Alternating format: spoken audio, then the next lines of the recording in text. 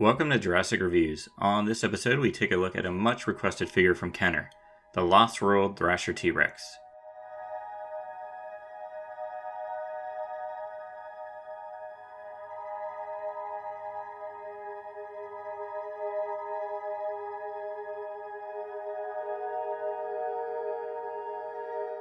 Before we begin, if you enjoyed this video, be sure to like and subscribe.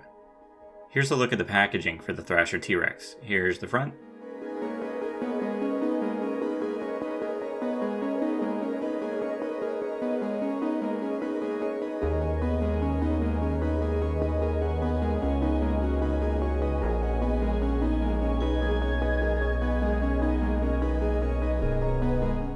And here's the back, where you can see the capture gear.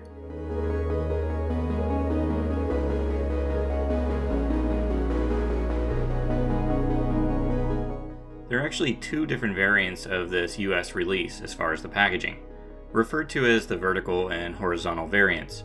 This version is a horizontal, of which I have two, and I also have a third, which is the vertical one. It's all about the position of the T-Rex in the box, with the horizontal one being a bit more uncommon. So I'll just get this out of the way. This is my favorite Jurassic Park toy of all time. When I was younger, I wanted a T-Rex for Christmas, as my neighbor had a Red Rex from the first film, and I wanted something of my own. So on Christmas in 1997, I got my first Thrasher, which you can see in this photo. And here's that same figure today. And as you can see, it has a ton of paint wear, as I played with it a lot. This T-Rex is one of two T-Rexes that were released by Kenner in 1997 for the film The Lost World Jurassic Park, the other being the Bull T-Rex. This was the smaller of the two, and it didn't have any electronic features like the Bull T-Rex. It is more accurate to the Jurassic Park T-Rexes we see in the film though, and really until Mattel started their lines, it was the most Jurassic Park looking, official Jurassic Park T-Rex toy out there. I still prefer it to those Mattel ones, and part of that is it uses the real feel skin, something I always loved about the Kenner stuff. It stands about 9.5 inches tall, and is around 21 inches long from head to tail. According to JP Toys, it retailed for $29.99. The whole sculpt is awesome, and just fills me with nostalgia every time I look at it. Details are great, from the scales on its feet to the wrinkles on its neck.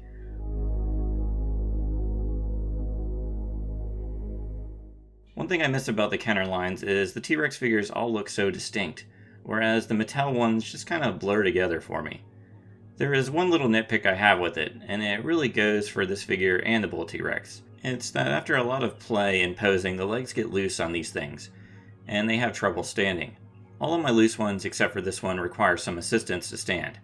I know some people fix this issue using rubber bands, but I haven't tried that on mine. The paint job on this figure is also fantastic. Most of the figure is a green color with black stripes going down its back.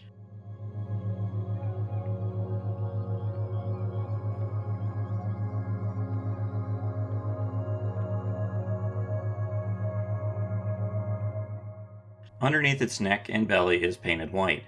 This white paint can easily wear away, especially underneath the jaw. The legs also have some black stripes, and the feet has some fantastic paint apps, again being black. You'll also find the JP mark here. This one's number is 29.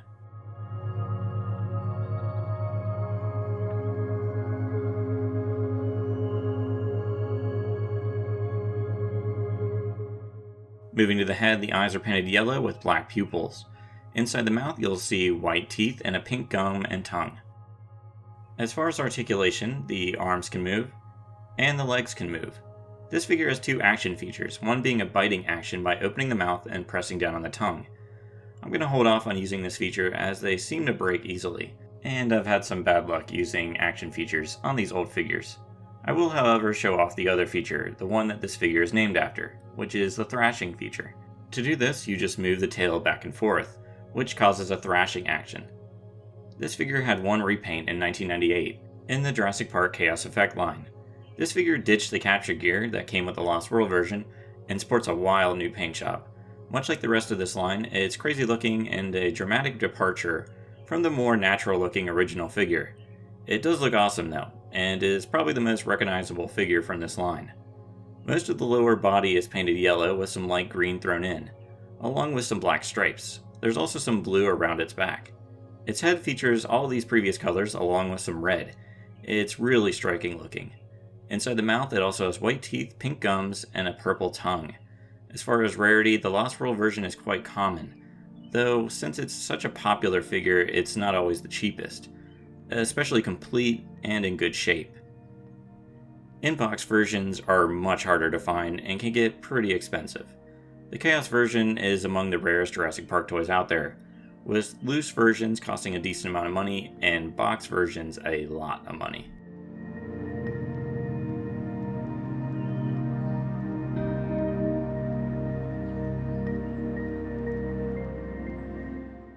Before I give my rating for this figure, here's a comparison with others.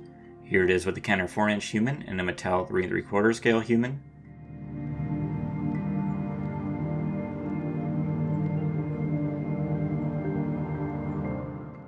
Here it is with the Velociraptor.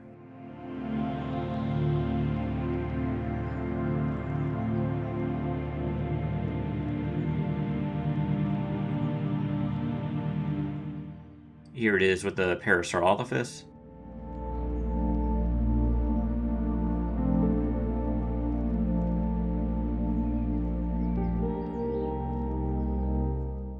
And here it is with the Bull T-Rex.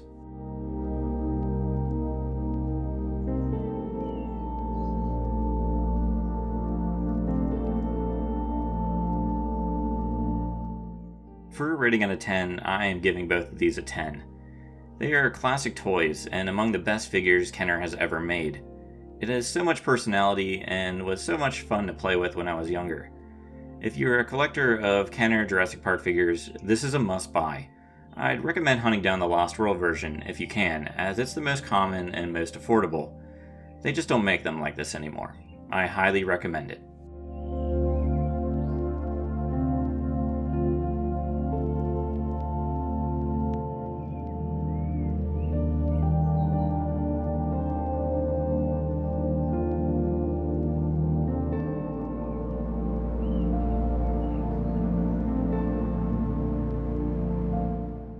And that does it for my Kenner The Lost World Jurassic Park Thrasher T-Rex. Thanks for watching and see you next time.